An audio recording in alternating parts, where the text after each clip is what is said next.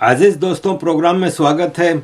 अजीज़ दोस्तों, ईरान के प्रेसिडेंट पाकिस्तान में क्या कर रहे हैं और क्या चीज़ें हो रही हैं, इस पे जाने से पहले दो तीन चीज़ें आपके सामने रखूँगा। एक तो ये कि न्यूजीलैंड की सी ग्रेड टीम ने पाकिस्तान को 7 विकेटों से हरा दिया। 1 ओवर 10 बॉलें बाकी थीं। तो ये है कि पाकिस्तान कि पॉलिटिसाइज्ड क्रिकेट का ये हाल है।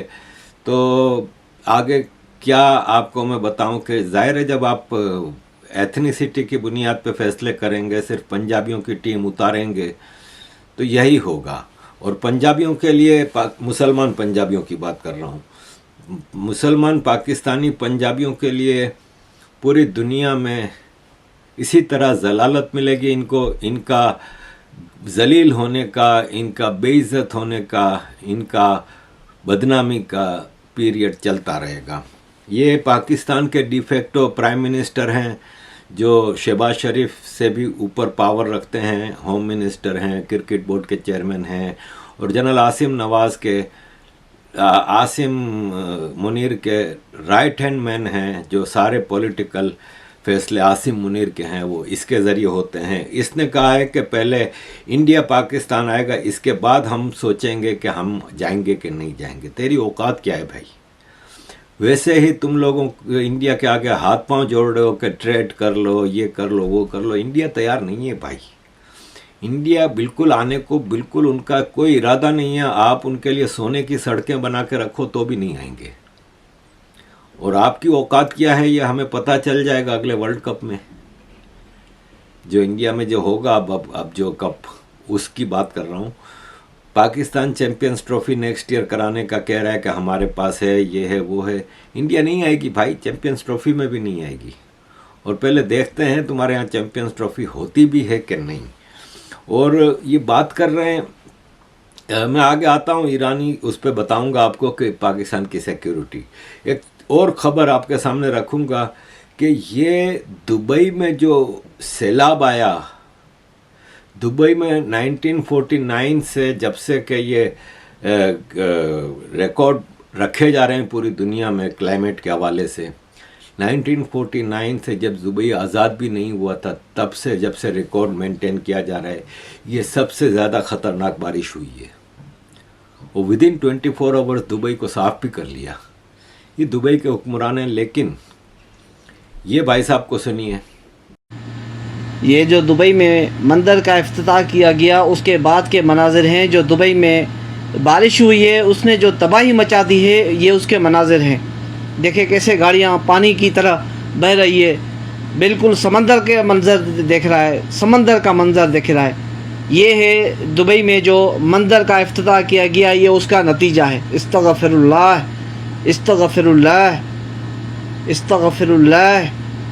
दोस्तों, ये दुबई के मनाजिर हैं जो अभी हालिया मंदिर का इफ्तिताह किया गया था, उसके फ़ौरन बाद जो बारिश हुई और जो बारिश ने जो तबाही मचा दी है दुबई में, ये उसके मनाजिर हैं। देखें, ये देखें कैसे पूरे घर के घर उड़ के जा रहे हैं। गाड़ियाँ ऐसे पत्तों की तरह बह रही है पानी में। देखें कैसे, जैसे समंदर है, समंदर, पूरा समंदर उबल आया है। देखें कैसे गाड़ियाँ उड़ रही है। इस्तगफिरुल्लाह। ये है जनाब जो दुबई में मंदिर का इफ्तिताह हुआ था, ये उसका नतीजा है। इस्तगफिरुल्लाह।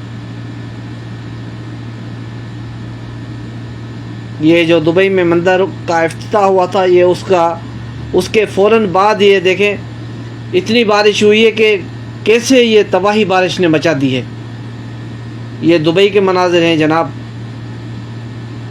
जो हालिया बारिशें हुई है दुबई में, ये उसका नतीजा है। देखें कैसे गाड़ियाँ पानी में बह रही है। देखें हर तरफ तबाही है, हर तरफ तबाही है। इस्तगफिरुल्लाह, इस्तगफिरुल्लाह। ये अल्लाह का अज़ाब नाज़िल हुआ है, पता नहीं क्या हुआ है मुसलमानों के ऊपर। ये जो दुबई में मंदिर का इफ्तिताह हुआ था, ये उसके नतीजे में जो दुबई में हालिया बारिशें हुई है, ये उनकी तबाही के मनाजिर हैं। इस्तगफिरुल्लाह। इस्तगफिरुल्लाह।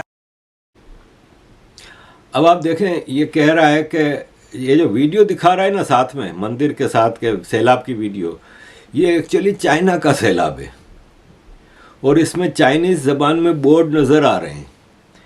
इसमें जो घर बह रहे हैं ना जो पानी में, उन घर की कंस्ट्रक्शन नज़र आती है कि ये दुबई की कंस्ट्रक्शन नहीं है, ये चाइना की कंस्ट्रक्शन है।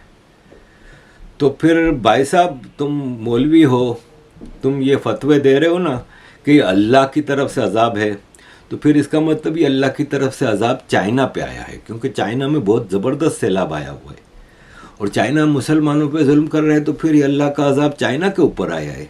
अगर तुम्हारे थ्योरी पे चलें और तुम्हारे जो बात कर रहे हो उसके हिसाब से देखें तो फिर ये अजाब चाइना पे आया है।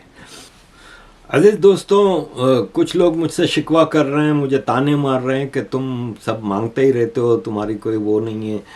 तो देखें, बात दरअसल ये है कि मेरा कोई है नहीं और मैं जो काम कर रहा हूँ ये तो आप कुछ दें कि ना दें, मैंने करना ही है, पहले भी मैं 30 साल से कर रहा हूँ।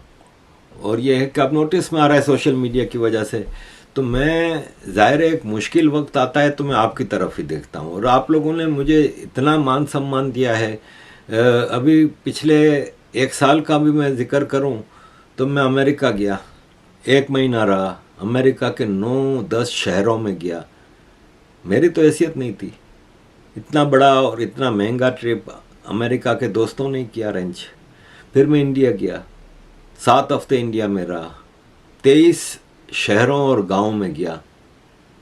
मैंने तो मेरे पास तो गुंजाइश ही नहीं थी, मैं तो कर ही नहीं सकता था। मेरा नुकसान सिर्फ इतना हुआ कि मेरा 2 महीने का यूट्यूब ख़राब हुआ, वीडियोस नहीं लगा सका, तो नतीजा ये निकला कि मेरा बजट ख़राब हो गया घर का। लेकिन बहरहाल इतना लंबा ट्रिप, इतना महंगा ट्रिप, सब कुछ आपने किया, तो मैं तो आप लोगों की तरफ देखता हूँ। अब देखें मिला क्या है, अभी तक मेरा जो टारगेट है आधा भी नहीं हुआ पूरा। अब ये एक केरला का आदमी है मुसलमान, वो सऊदी अरब में उसको सज़ाए मौत अनाउंस हुई है, तो उसकी मदद के लिए मुसलमानों ने कैंपेन चलाई, 35 करोड़ इंडियन रुपीस जमा कर लिए हैं। ये इनकी यूनिटी है, ये इनका यूनिटी है कि आप देखें कि किस तरह उसकी मदद हो रही है।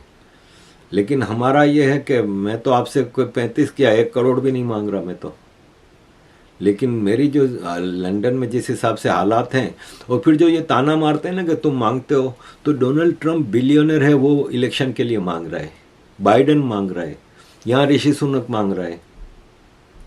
पूरी दुनिया में ये लोग तो फिर पॉलिटिक्स में जीतने के बाद क्या वो आम आदमी को कुछ देते हैं, उल्टा यूज़ करते हैं, माल बनाते हैं। भारत में भी मांगते हैं ना, ये इलेक्ट्रो बोल्ड और ये इलेक्शन बोल्ड और बॉन्ड और ये जो चीज़ें हैं, ये दुनिया में इसी तरह चीज़ें चलती हैं।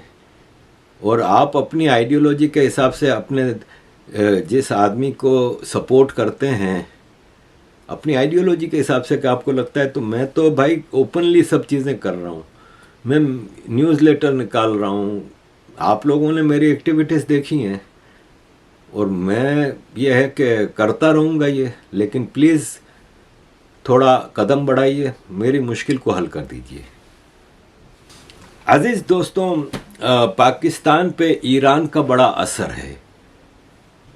जब तक शाह ईरान था उसने पाकिस्तान में बलूचिस्तान से पेट्रोल निकालने की इजाज़त नहीं दी और पाकिस्तान की हिम्मत नहीं थी कि ईरान को नाराज़ करके पेट्रोल निकाले।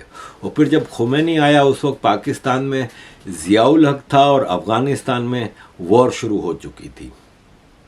तो ज़ियाउल हक पाकिस्तान में डिवाइड एंड रूल के तहत इसने शिया और सुन्नी एक्सट्रीमिस्ट ग्रुप बनाए।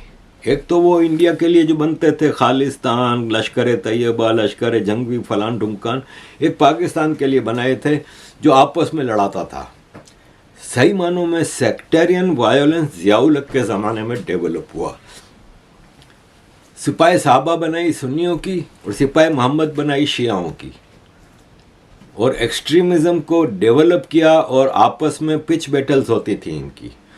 उसी सिपाही मोहम्मद का आज तक मुख्तलिफ नामों से ऑर्गेनाइजेशंस बनती रहती हैं और शिया एक्सट्रीमिज़म वहाँ पे बढ़ता जा रहा है।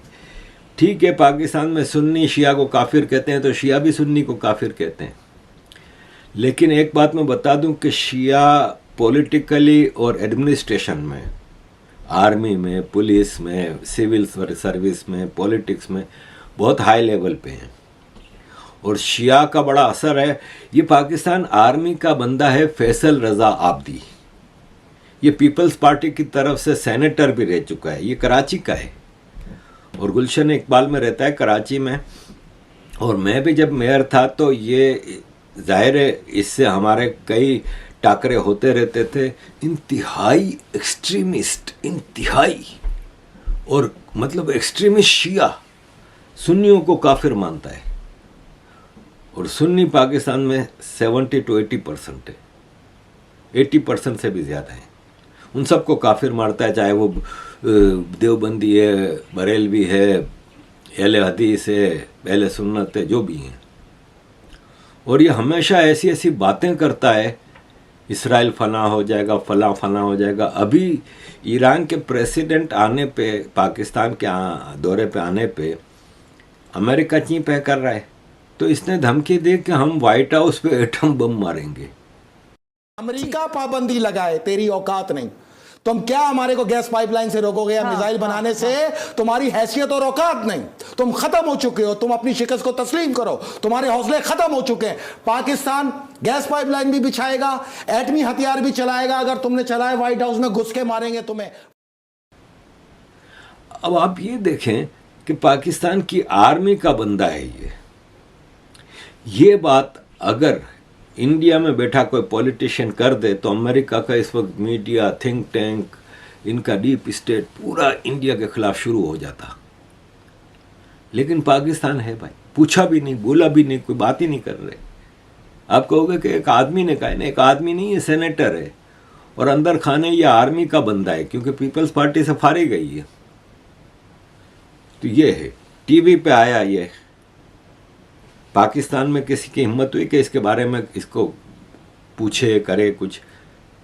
आप कर लें बलूचिस्तान के लिए कोई बात टीवी पे, फौरन गायब हो जाएंगे, मिसिंग पर्सन में चले जाएंगे। हैविंग सेड दैट, अजीज दोस्तों, ईरानी प्रेसिडेंट पाकिस्तान आए, उनके इस्तकबाल के लिए एक मिनिस्टर को भेज दिया, ना प्रेसिडेंट गए ना प्राइम मिनिस्टर गए।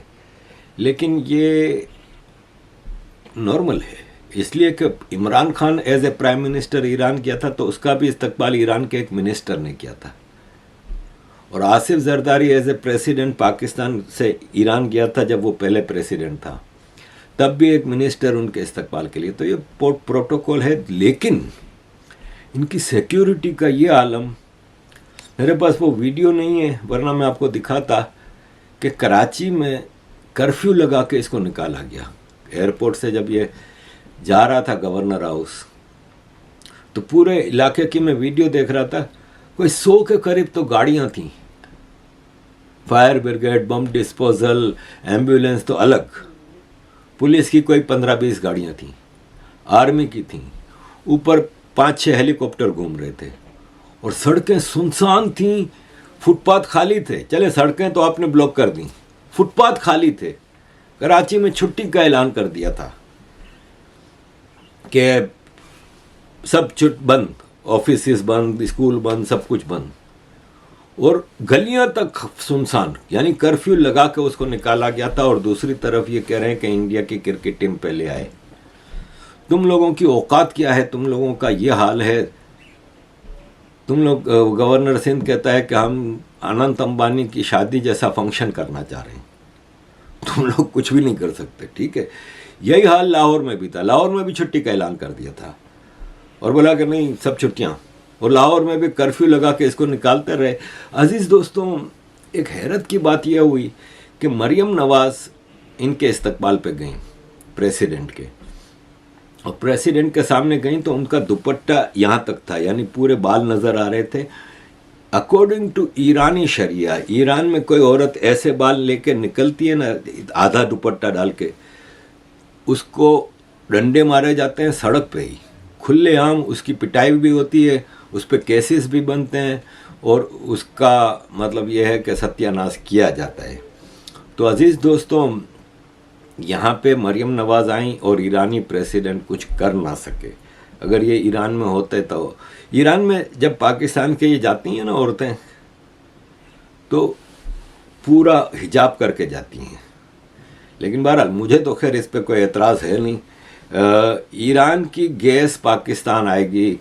ईरानी प्रेसिडेंट ने बार बार कहा कि हमें अपना ट्रेड वॉल्यूम बढ़ाना चाहिए। ईरान की पूरी कोशिश है कि सैंक्शंस हैं, खाली चाइना इसका पेट्रोल ले रहा है तो इसकी वो ट्रेड बढ़ाए।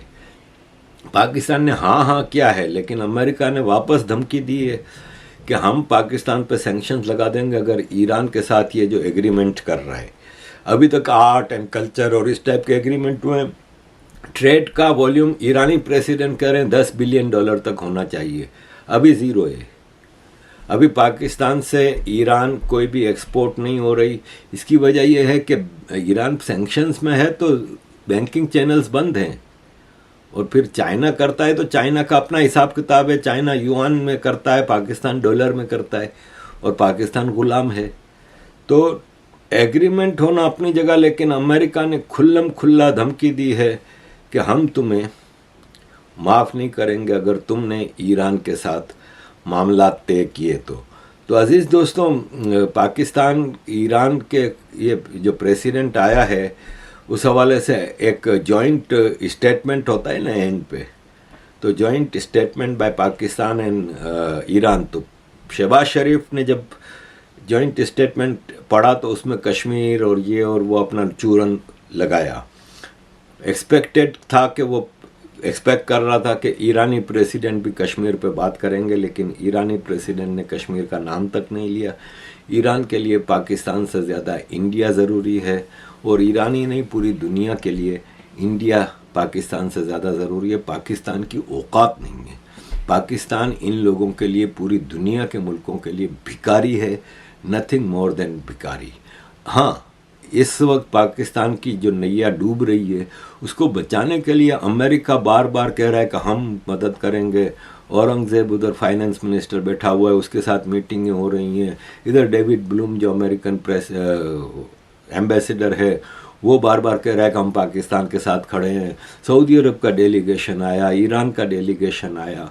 एक गेम तो पक रही है, क्योंकि एक एशिया के हवाले से दुनिया में कुछ ना कुछ एक्टिविटीज़ होती नज़र आ रही हैं, और इन एक्टिविटीज़ की वजह से हो सकता है कि आगे पाकिस्तान को वही बिकने की पोजीशन में आ जाए। जैसे 79 में अफ़गान वार में, 2001 9/11 के बाद पाकिस्तान दोनों टाइम आर्मी लीडरशिप में था, और आर्मी ने सही कैश कराया था उस सिचुएशन को, लेकिन वो कैश कराने का फ़ायदा पाकिस्तान की पब्लिक को नहीं हुआ था, ये सारा फ़ायदा पाकिस्तान की आर्मी को हुआ था। तो अज़ीज़ दोस्तों, लेट्स सी पाकिस्तान को, पाकिस्तान की आर्मी को ये फ्रूट मिलता नज़र नहीं आ रहा इस ईरान के दौरे से भी, और सऊदी अरब के भी उससे, क्योंकि सऊदी अरब ने 2 बिलियन तो ख़जाने में रखने के लिए दे दिए। चलो भाई, हो गया। 1 बिलियन कह रहा है वो गोल्ड माइन में है, तो गोल्ड माइन का ठेका तो बेरिक गोल्ड को दे दिया गया है, ऑस्ट्रेलियन कंपनी को। सऊदी अरब उन बेरिक गोल्ड की इन्वेस्टमेंट करेगा ना, $1 बिलियन या वॉट एवर करेगा, वो उसके बदले सोना लेके जाएगा। पाकिस्तान को क्या खाक मिलेगा, क्योंकि ठेका तो बेरिक गोल्ड को मिला हुआ है, और वो जितना सोना टोटल निकलेगा उतना ही निकलेगा। सऊदी अरब की इन्वेस्टमेंट, सऊदी अरब का फ़ायदा है उसमें, ठीक है। तो पाकिस्तान को सऊदी अरब से कोई कॉन्क्रीट ऐसी चीज़ नहीं मिली। एक बात चल रही है कि एक ऑयल रिफाइनरी लगाएंगे सऊदी। चलें, सपोज ऑयल रिफाइनरी लगाते हैं, वो ऑयल रिफाइनरी सऊदी अरब की होगी, उसका सारा फ़ायदा सऊदी अरब का होगा। ऑफशोर रिफाइन होगा ऑयल, और उधर से फिर एक्सपोर्ट होगा वगैरह वगैरह। उसका पाकिस्तान में एज सच कोई ख़ास फ़ायदा नहीं होना। इंडिया में जो सऊदी अरब ऑयल रिफाइनरी लगाने की बात कर रहा है, वो मुकेश अंबानी के साथ मिलकर करना चाह रहा है। वो रिलायंस ऑलरेडी दुनिया की one of the biggest oil refinery लगा चुका है इंडिया में, और वो पार्टनरशिप में होगा। इधर पार्टनरशिप में नहीं होगा, इधर होगा कफील वाला हिसाब, जैसे सऊदी अरब में कफील होता है। आजकल शायद रूल्स बदल गए हों। जब हम रहते थे तो कफील, आपको बिजनेस करना है आप नहीं कर सकते, मालिक कफील होगा बिजनेस का। मेरे कई दोस्त थे जो, जब मैं सऊदी अरब में रियाद बैंक में जॉब करता था, तो वो कोई दुकान लेके, तो कोई इस तरह की चीज़ें चलाते थे, रेस्टोरेंट वगैरह लेके, तो वो ऑफिशियली कफील मालिक होता था पेपर्स में। ये लोग कफील को महीने का 5,000 10,000 रियाल जैसा बिजनेस ऐसा बांधा हुआ था कि हम तुम्हें देंगे प्रॉफिट, फिर वो खुद रख लेते थे, लेकिन वो कफील से पहले से एक डील होती थी, लेकिन ऑफिशियली कफील होता था। इसी तरह यहाँ भी ये कफील होगा जो कि मालिक होगा पाकिस्तान में जो भी इन्वेस्टमेंट होगी, चाहे गोल्ड माइन में होती है चाहे ऑयल रिफाइनरी में होती है। अजीज दोस्तों, thank you very much for all your support, kindly keep supporting.